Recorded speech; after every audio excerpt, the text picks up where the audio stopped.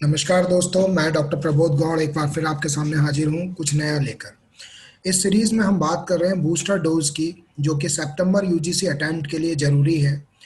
आज मैं जो लेकर आया हूँ अपने पुराने लेक्चर्स के सीक्वेंस में ही लेकर आया हूँ, जिसमें इकोनॉमिक्स के पुराने क्वेश्चंस को मैं एक एक करके डिस्कस करता जा रहा हूँ और उनके कॉन्सेप्ट को आपको समझाता जा रहा हूँ, जो कि सितंबर अटेम्प्ट के लिए बहुत जरूरी है। पिछले लेक्चर्स में मैंने आपको बता दिया था कि इलास्टिसिटी क्या होती है, डिमांड क्या होती है, यूटिलिटी ऑफ डिमांड क्या होती है और उसको कैसे एनालाइज करते हैं। आज मैं जो क्वेश्चंस लेके आया हूँ वो कॉमर्स मैनेजमेंट से लेके आया हूँ। इसमें मैं आपको बताऊंगा कि अभी तक किस किस कॉन्सेप्ट पर क्वेश्चंस आ चुके हैं और क्या क्या कंडीशंस पे क्वेश्चंस बनते हैं और इस कंडीशंस में किस तरीके से हम उस क्वेश्चंस को सही करेंगे। उससे पहले मैं आप लोगों से रिक्वेस्ट करूंगा कि अगर आप लोगों ने मेरा चैनल सब्सक्राइब नहीं किया है तो काइंडली इसको सब्सक्राइब करें, बेल आइकन बटन दबाना ना भूलें ताकि समय से नोटिफिकेशन आपके पास पहुंचता रहे। चलिए, अब मैं क्वेश्चन जो डिस्कस कर रहा हूँ ये स्नूव इफेक्ट। स्नूव इफेक्ट ये पूछा जा चुका है इकोनॉमिक्स में। स्नूव इफेक्ट क्या होता है कि जब some buyers have a decision to own usual और यूनिक प्रोडक्ट, जब कोई भी खरीदार किसी यूजुअल, अनयूजुअल और यूनिक प्रोडक्ट को खरीदने की इच्छा प्रकट करता है, तो ये स्नूव इफेक्ट कहलाता है। और इस स्नूव इफेक्ट की खास बात क्या होती है, when the price rises the demand for the commodity will be more. हमेशा ये कंडीशन होती है कि prices rises the demand for the commodity will be more, हमेशा। तो ये क्वेश्चन आपसे पूछा जा सकता है कि स्नूव इफेक्ट क्या होता है और इस स्नूव इफेक्ट को इसमें पहचानिए, या लिस्ट वन लिस्ट टू से आपको मैच कराया जा सकता है। तो हमेशा ध्यान रखिए, जब कोई भी बायर अनयूजुअल या यूनिक प्रोडक्ट को खरीदने की डिमांड रखता है, ठीक है, डिजायर रखता है, तो वो स्नूव इफेक्ट कहलाता है। अब दूसरे पॉइंट की बात करेंगे, इग्नोरेंस। इग्नोरेंस पे दो बार क्वेश्चन आ चुका है। इग्नोरेंस का मतलब होता है this is specially true when the consumer believes that a high priced and branded commodity is better in quality than a low price पर। इग्नोरेंस अक्सर कंफ्यूज करता है क्वेश्चंस में। ये कॉमर्स में 08 कोड में और 17 यानी कि मैनेजमेंट कोड में कई बार पूछा जा चुका है। पुराने 5 साल के पेपर से मैंने निकाले हैं क्वेश्चंस कौन कौन से आ चुके हैं। तो हमेशा ध्यान रखिए कि जब हम किसी ब्रांड को प्रेफर करेंगे, ठीक है, और जो जेनरिक प्रोडक्ट है उसको हम इग्नोर करेंगे, तो ये जो इफेक्ट कहलाता है ये इग्नोरेंस कहलाता है। यहाँ पर ये बताया गया कि specially true when the consumer believes that high priced and branded commodity is better. जब हम ये मानते हैं महंगी चीजें ही ब्रांडेड होती हैं, ठीक, तो ये जो इफेक्ट कहलाता है ये इग्नोरेंस इफेक्ट कहलाता है। इग्नोरेंस इफेक्ट ब्रांडेड के रिगार्डिंग नहीं, जो नॉर्मल प्रोडक्ट होते हैं, जो नॉर्मल दूसरे ब्रांड होते हैं जो कि कॉस्टली नहीं है, उनके रिगार्डिंग ये इग्नोरेंस कहलाता है। यहां पर ही बच्चे अक्सर कंफ्यूज हो जाते हैं। अगली बात करते हैं स्पेक्यूलेशन। स्पेक्यूलेटिव गुड्स या आउटडेटेड गुड्स या सीजनल गुड्स, ये तीन नाम से क्वेश्चन आया है कि स्पेक्यूलेटेड गुड्स को आइडेंटिफाई करिए, या आउटडेटेड गुड्स को आइडेंटिफाई करिए, या सीजनल गुड्स को आइडेंटिफाई करिए। तो हमेशा ध्यान रखिए, स्पेक्यूलेटेड गुड्स का मतलब होता है कि स्टोर करना। स्पेक्यूलेटेड गुड्स आर सच है share do not follow the law of demand, क्योंकि जो फॉलो नहीं करते हैं लॉ ऑफ डिमांड को। और क्या होता है कि whenever the price rise the trader expect the prices to rise further. हमेशा इसमें ट्रेडर खुश रहता है, ठीक है। ट्रेडर को ये फायदा होता है कि जितनी कीमत बढ़ेगी उतना मेरे लिए बहुत फायदेमंद है, और उसको स्पेकुलेट करता है। तो ये स्पेकुलेटेड गुड्स कहलाते हैं। आउटडेटेड गुड्स वो गुड्स होते हैं जिनकी मार्केट में डिमांड कम हो गई होती है या फिर ऑब्सोलीट हो चुके होते हैं डिमांड के हिसाब से, वो आउटडेटेड गुड्स कहलाते हैं। सीजनल गुड्स वो होते हैं कि जैसे सपोज करिए कि बरसात के मौसम की चीजें बरसात के मौसम में दिखाई देंगी, जाड़ों की चीजें वूलन्स जो है जाड़ों में दिखाई देंगे। This kind of goods known as seasonal goods. तो आपसे ये तीन तरीके के क्वेश्चंस मुझे मिले, मैंने वहां से नोट कर लिए कि स्पेकुलेटेड गुड्स का क्वेश्चन आ चुका है, आउटडेटेड गुड्स का क्वेश्चन आ चुका है, सीजनल गुड्स का क्वेश्चन आ चुका है। साथ ही कॉन्स्पिक्यूअस नेसेसिटीज पर एक क्वेश्चन बना था, ये 2016 में क्वेश्चन आया हुआ है कॉन्स्पिक्यूअस नेसेसिटीज में। तो इसका मतलब होता है नेसेसिटीज ऑफ मॉडर्न लाइफ, ऐसी चीजें जो मॉडर्न लाइफ के लिए जरूरी होती हैं, कॉन्स्पिक्यूअस नेसेसिटीज कहलाती हैं। अच्छा, मैं साथ ही आपको बता दूं कि यहाँ पर बिल्कुल भी इकोनॉमिक्स से मतलब ये नहीं है कि यूजीसी नेट में के क्वेश्चन आपसे न्यूमेरिकल बेस्ड या ग्राफिकल बेस्ड आएगा, कोई जरूरी नहीं है। कई बार बहुत सरल क्वेश्चंस को बड़ी तिरछी लैंग्वेज में बहुत ही घुमा के पूछा जाता है, हमें आता होता है लेकिन फिर भी हम गलत कराते हैं। तो अभी आप देख रहे होंगे, चौंक रहे होंगे इस चीज के लिए कि कंस्पिकुअस नेसेसिटीज पे, ग्रिफिन्स गुड्स पर क्वेश्चन मैंने पुराने लेक्चर्स में अपने डिस्कस किया था। तो ऐसे ऐसे क्वेश्चंस वहां पर आते हैं। क्वेश्चन इस तरीके से आते हैं कि रीजन ए, एजर्शन बी आप मैच कराइए, या कौन सा ट्रू है कौन सा फॉल्स है इस कंडीशन के लिए, या लिस्ट वन को लिस्ट टू से मैच करा दीजिए, या इसमें से बताइए कि कौन सा मल्टीपल चॉइस क्वेश्चन इसके लिए सही होगा। तो हमें बस कॉन्सेंट्रेट करके पढ़ने की जरूरत है और फंडामेंटल को स्ट्रॉन्ग करने की जरूरत है। कॉन्स्पिक्यूअस नेसेसिटीज का मतलब होता है नेसेसिटीज ऑफ मॉडर्न लाइफ, ठीक, यानी कि when we have to purchase them despite their high price. मुझे लगता है कि ये जो टेलीविजन है ये मेरी लाइफ की जरूरत है, रेफ्रिजरेटर मेरी लाइफ की जरूरत है, या गाड़ी, चार पहियों की गाड़ी और महंगी गाड़ी मेरी लाइफ की जरूरत है, तो ये जो कहलाएगा कॉन्स्पिक्यूअस नेसेसिटीज में कहलाएगा। इसमें प्राइस की कोई बात नहीं करती है, बस डिमांड की बात होती है, ठीक है। यहां पर मैंने लिखा हुआ है has not gone down in spite of the increase in their price. इनकी डिमांड कभी भी प्राइस के हिसाब से नहीं चलती। प्राइस अलग चीज होती है और डिमांड अलग चीज होती है। तो ये क्वेश्चन आप ध्यान से करिएगा, ये आ चुका है 4 बार क्वेश्चन।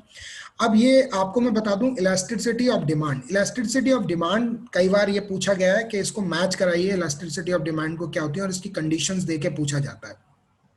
यहाँ पे मैं आपको बता दूं कि इकोनॉमिक्स के हिसाब से इलास्टिसिटी मीन जो होता है वो प्रोपोर्शनेट या परसेंटेज चेंज होता है जब one variable relative to a proportionate percentage change in another variable. दो वेरिएबल हैं, जब इसकी प्रोपोर्शंस को हम चेंज करते हैं तो दूसरे पर इसका असर देखते हैं, तो ये जो चीज कहलाती है this is called elasticity of demand. ठीक, इलास्टिसिटी ऑफ डिमांड क्या होता है, 3 तरीके की होती है। बहुत क्विक, ये बूस्टर डोज है, बहुत ही क्विक रिवीजन कराना चाहूंगा मैं आपका। तो elasticity of demand may be of 3 type. The one is price elasticity, बहुत पूछी जाती है ये, इसकी कंडीशंस डायरेक्ट आती हैं कि E इक्वल टू या ED इक्वल टू होगा 1 या ED इक्वल टू इनफाइनाइट होगा तो क्या कंडीशंस होगी, वही मैं यहाँ पर डिस्कस करूंगा। तो पहली मैंने बताया इलास्टिसिटी, प्राइस इलास्टिसिटी होती है, दूसरी इनकम इलास्टिसिटी होती है, और तीसरी क्रॉस इलास्टिसिटी होती है। पिछले 6 साल के पेपर्स को एनालिसिस करने के बाद मैंने ये देखा कि प्राइस इलास्टिसिटी बहुत ज्यादा पूछा जाता है। उसके बाद जो दूसरी चीज सबसे ज्यादा पूछी जाती है that is income elasticity. Cross elasticity का अभी तक मुझे कोई क्वेश्चन इस तरीके का मिला नहीं। तो आज मैं इन्हीं चीजों को डिस्कस करूंगा, क्योंकि आप जब जानते हैं कि सितंबर में यूजीसी नेट की डेट आ चुकी है, तो हमें फटाफट हर सब्जेक्ट का पेपर सेकंड का रिवीजन करना है। आइए देखते हैं कि इलास्टिसिटी ऑफ डिमांड की कंडीशंस क्या होती हैं। पहले हम डिस्कस करेंगे प्राइस इलास्टिसिटी, एक हल्का सा ब्रीफ करूंगा मैं इसको। द प्राइस इलास्टिसिटी का मतलब होता है अ change in the price of a commodity. Change in the price of a commodity is measured by the price elasticity of commodity demand. कि जब हम प्राइस में चेंज होता है किसी कमोडिटी का, तो देखते हैं कि वो किस हद तक चेंज जा रहा है, ठीक है। ये इलास्टिसिटी कहलाती है, उसकी जो हदें होती हैं वो इलास्टिसिटी कहलाती है। अब इसकी कंडीशंस एग्जाम में पूछी जाती है। क्या कंडीशंस पूछी है, क्योंकि मैं मान के चल रहा हूं कि यूजीसी नेट का जो एस्पायरेंट है, जो कैंडिडेट है, वो पोस्ट ग्रेजुएट स्टूडेंट है, और वो ग्रेजुएशन और पोस्ट ग्रेजुएशन में ये लेक्चर्स अटेंड कर चुके होंगे कहीं ना कहीं, किसी ना किसी ने आपको बहुत अच्छी तरह समझाया होगा। तो मैं यहाँ से जो दे रहा हूँ आपको वो बूस्टर डोज दे रहा हूँ। डिटेल के लिए आपको मेरे प्रीवियस लेक्चर्स को सुनना पड़ेगा, वहां मैं इन्हीं चीजों को बहुत डिटेल में समझाया हुआ है। अब ये कंडीशन, ये मैंने ऊपर लिखा हुआ है PYQ, प्रीवियस ईयर क्वेश्चंस में कंडीशंस आ चुकी हैं। ये 5 कंडीशंस हैं, ये कभी भी आपसे पूछी जा सकती है कि ED इज ग्रेटर देन 1 की कंडीशन क्या होती है, ठीक है। हमेशा ध्यान रखिए ED is greater than 1 condition तब होती है जब small percentage change in price leading to a large change. अब आपको यही लिखा हुआ मिलेगा कि ED is greater than 1 condition पहचानिए, तो हमेशा आप उस पर टिक करेंगे कि जब लिखा होगा कि स्मॉलर परसेंटेज चेंज, ठीक है, छोटा सा परसेंटेज चेंज करते हैं प्राइस में, जो कि लीड कर रहा होता है large change in quantity demanded, ठीक है। तो ED is always greater than 1 होता है। ED is equal to infinite कब होता है, जब छोटा सा चेंज करते हैं प्राइस में और उसकी वजह से will change the quantity demanded by infinite amount. कि जब छोटा सा चेंज करने से प्राइस में जो क्वांटिटी डिमांडेड है वो इनफाइनाइट अमाउंट पर, ठीक है, चेंज होती है, तो ED इक्वल टू इनफाइनाइट हमारी कंडीशन होती है। अब ED इज लेस देन 1 कब होती है, इसको कहते हैं रिलेटिवली इनइलास्टिक डिमांड। ये दोनों ऊपर की जो मैंने बताई थी वो इलास्टिक डिमांड थी, ये इन इलास्टिक डिमांड होती है। Inelastic demand ED is less than 1 का क्या मतलब है कि चेंज इन प्राइस, ठीक है, leads to a smaller percentage change in quantity demanded. ठीक है, कहने का मतलब क्या है कि हमने प्राइस में चेंज इन प्राइस करा। अभी तक ऊपर देखिए आप, मैंने लिखा हुआ है small percentage change in price, ठीक है, ईडी इज ग्रेटर देन 1 में और ED is equal to infinite में। लेकिन यहां मैं कह रहा हूं ईडी इज स्मॉलर देन 1 में क्या होगा कि चेंज इन प्राइस, ठीक है, leads to a smaller percentage change in quantity demanded. तो हमेशा ईडी लेस देन 1 होगा। इलास्टिसिटी ऑफ डिमांड, ये भी अनइलास्टिक कंडीशन होती है डिमांड की, कि इक्वल टू 0 कब होती है कि quantity demanded does not change in regardless of percentage change. बड़ी मजेदार चीज है, देखिए ऊपर थोड़ा थोड़ा चेंज कर रहे थे, यहाँ हमने चेंज कर रहे हैं, इट इज स्मॉलर देन 1, हमें पता नहीं है कितना चेंज होगा, चेंज हो रहा है बस, ठीक है।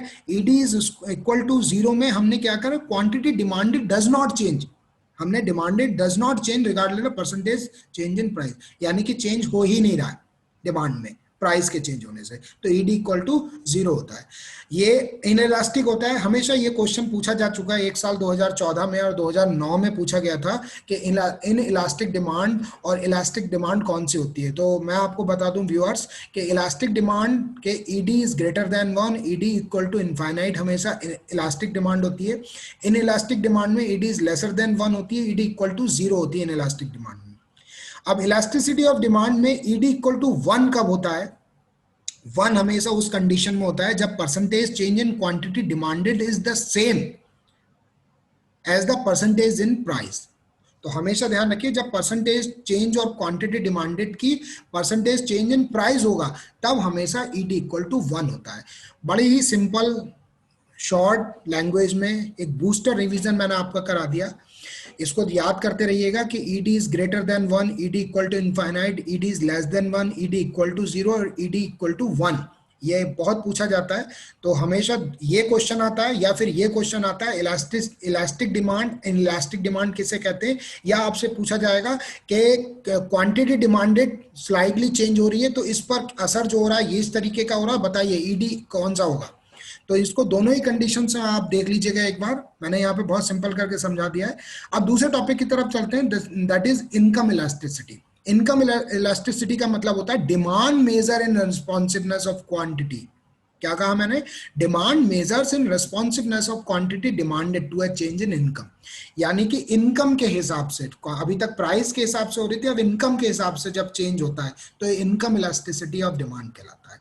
यहाँ पर 2 कंडीशंस के मुझे क्वेश्चन और मिले, यहाँ पे बुलेट पॉइंट में मैंने बता दिया है। If the demand for food were unchanged, ये डायरेक्ट क्वेश्चन आया हुआ है 2009 में, if the demand for food were unchanged when income increases the income elasticity would be 0। ये डायरेक्ट क्वेश्चन था, यहाँ में मैंने बुलेट पॉइंट में बता दिया है कि 0 कंडीशन कब होगी, तब होगी जब demand for food were unchanged when income increases, जब इनकम इंक्रीज करती है।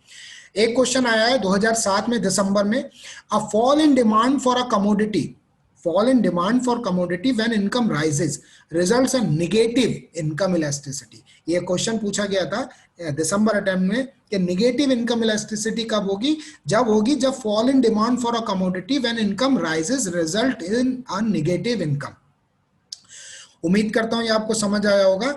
और इसके बाद जो क्वेश्चन पूछा जाता है इनकम के बाद, ये पूछा जाता है कि प्रीवियस ईयर क्वेश्चन में कि कंडीशंस क्या है ईआई की, जैसे ईडी की कंडीशन थी इलास्टिसिटी ऑफ डिमांड की, वैसे ही इनकम इलास्टिसिटी की कंडीशन है कि 0 इनकम इलास्टिसिटी किसे कहते हैं, नेगेटिव इनकम इलास्टिसिटी किसे कहते हैं, यूनिटरी इनकम इलास्टिसिटी किसे कहते हैं, income elasticity is greater than 1 कब होगा, लेस देन 1 कब होगा। हमेशा ध्यान रखिए ईआई इक्वल टू 0 उस कंडीशन में होता है जब increase in income of individual does not make any difference in demand of commodity, यानी कि इनकम का इंक्रीज होने पर उसका जो डिमांड की डिफरेंस पर कोई फर्क नहीं पड़ता है, तो ईआई 0 होती है। ठीक है, ईआई इज लेस देन 0 कब होगी, ठीक है, EI is less then 0, EI का मतलब है इलास्टिसिटी ऑफ इनकम, ठीक है, इनकम इलास्टिसिटी, कि जब income increase in income of consumer lead to less purchase of those good. Increase in income of consumer, increase तो हो रही है कंज्यूमर की इनकम, लेकिन परचेजिंग जो कैपेसिटी हो रही है उसकी, less purchase of that those goods, उसकी गुड्स को खरीदने की क्षमता घट रही है। ठीक है, यूनिटरी इनकम इलास्टिसिटी कई बार पूछा गया है कि ईआई इक्वल टू 0 कब होता है, जब होता है जब change in income leads to the same percentage change in demand for goods, यानी कि जितना इनकम चेंज हो रही है उतना ही डिमांड भी चेंज हो रही है, तो ये ई आई इक्वल टू 1 होगा हमेशा। ठीक। इनकम इलास्टिसिटी ग्रेटर देन 1 कब होता है? ग्रेटर देन 1 उस कंडीशन में होता है जब change in income increases the demand for that commodity more than change in income. क्या कहा मैंने? कि change in income increases demand for the commodity more than change in income, कि जब मोर देन इनकम से ज्यादा डिमांड हो जाती है हमारी, ठीक है, तो E I is greater than 1 होता है कंडीशन में। E I is less than 1 होता है, इसका जस्ट उल्टा होता है कि change in income increases the demand for the commodity but the lesser percentage change in the income. जब घट जाता है तो हमेशा ई आई लेस देन 1 होता है, जब बढ़ जाता है तो ई आई ग्रेटर देन 1 होता है। ये वो सारे क्वेश्चंस मैंने आपसे इकोनॉमिक्स के डिस्कस कर रहा हूं कि जो लगातार आ चुके हैं। कंडीशनल क्वेश्चंस हैं, डायरेक्ट क्वेश्चंस हैं, यहाँ पर आप इनको ध्यान से समझिएगा। कमेंट बॉक्स में आप अपना क्वेश्चन डाल सकते हैं अगर आपको कोई भी चीज समझ नहीं आई है। मैं कल फिर कुछ नया लेके आऊंगा इकोनॉमिक्स से, प्रीवियस ईयर क्वेश्चन से जो चीज पूछी जा चुकी है। साथ ही मैं आपसे रिक्वेस्ट करूंगा कि इस समय पूरी डिटेल जानकारी आपको समय के अभाव में नहीं दे पा रहा हूं, क्योंकि समय हमारे पास सिर्फ 10 से 15 दिन का बचा हुआ है और इसमें आपको पेपर सेकंड की पूरी जानकारी देनी है। तो कोशिश करिएगा आप लोग भी कि बुलेट के बेस पर रिवीजन करिए, जिसको क्विक रिवीजन या रैपिड रिवीजन कहते हैं, क्योंकि रैपिड रिवीजन के बेस पर अगर आप फंडामेंटल्स अपने क्लियर कर लेते हैं तो मल्टीपल चॉइस क्वेश्चंस आपके कभी भी गलत नहीं होंगे। इसीलिए मैंने स्टार्टिंग में कह दिया कि आपको ये बूस्टर डोज दे रहा हूं मैं। वो बूस्टर डोज तो पिछले 5 से 6 साल के कॉमर्स मैनेजमेंट के क्वेश्चंस में डायरेक्ट क्वेश्चंस आ चुके हैं, चाहे वो मल्टीपल चॉइस क्वेश्चंस में आए हो, चाहे वो आपके मैचिंग इन द वर्ड में आए हो, चाहे ट्रू एंड फॉल्स में आए हो, रीजंस में, चाहे एजर्शंस में आए हो। तो कोशिश करिए कि इनको सही से समझें। अगर आपको कोई क्वेश्चन होता है तो कमेंट बॉक्स में आप क्वेश्चन डालिए अपना। साथ ही एक बार फिर आपसे रिक्वेस्ट करूंगा कि मेरे चैनल को सब्सक्राइब करना ना भूलें और बेल आइकन दबाना तो बिल्कुल भी ना भूलें, ताकि समय से आपको नोटिफिकेशन मिलते रहें। साथ ही साथ मैं रोज आपके लिए कुछ ना कुछ एग्जामों तक डालता रहूंगा सीक्वेंस वाइज, कि जब इकोनॉमिक्स के पेपर में पूरे 10 साल के छांट लूंगा, फिर रिसर्च के पेपर को शुरू करूंगा, रिसर्च के बाद एंटरप्रेन्योरशिप की बात करेंगे, फिर स्ट्रेटेजी की बात करेंगे। आप डिटेल लेक्चर मेरे मार्केटिंग के, एचआर के, ओबी के सुन सकते हैं मेरे चैनल पर, क्योंकि मैक्सिमम जो पेपर सेकंड में कवर होता है वो मार्केटिंग से कवर होता है, एचआर से कवर होता है, ओबी से कवर होता है, प्रोडक्शन से कवर होता है, प्रिंसिपल ऑफ बिजनेस से कवर होता है, स्ट्रेटेजी से कवर होता है, इकोनॉमिक्स से कवर होता है। तो अगर आप इन सब की तैयारी ढंग से कर लेते हैं तो सेकंड पेपर आप बहुत अच्छी तरीके से क्वालिफाई कर सकते हैं, आपको कोई रोक नहीं सकता। बने रहिए, जुड़े रहिए, जोड़ते रहिए, सुनते रहिए, सुनाते रहिए और बेल आइकन दबाना मत भूलिएगा। नए चीजों को सब्सक्राइब करिए, मेरे चैनल को सपोर्ट करिए, लोगों तक इसको स्प्रेड करिए। Thank you very much. आपका दिन शुभ हो। कल फिर कुछ नया लेके आऊंगा मैं। नमस्कार।